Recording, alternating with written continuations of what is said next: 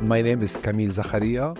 I was born in Lebanon and I'm a photographer. My interest in documenting the world around me is a very important practice in my photography, particularly in this part of the world where there is so much transformation. So when I was invited to take part in this interesting event, I saw it a beautiful transition to do what's going on here in Riyadh. And I did a project very specific for the Biennale, reflecting on the transformation that's happening around us and around the people in Riyadh.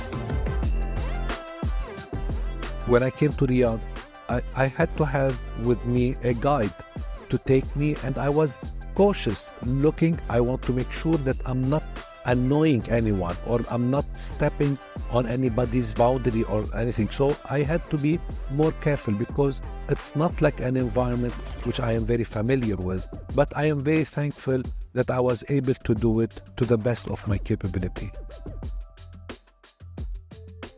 I'm showing at the Diriyah Biennale 3 projects.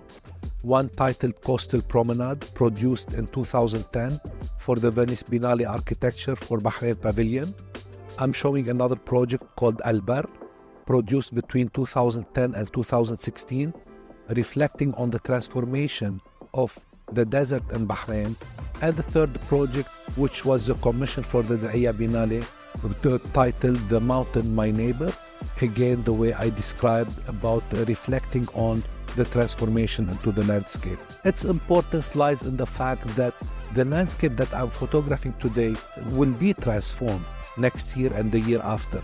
So it's exactly reflecting on this moment, preserving it, so that because it won't be there in 2-3 years, it will be different. It will be transformed probably completely with the transformation.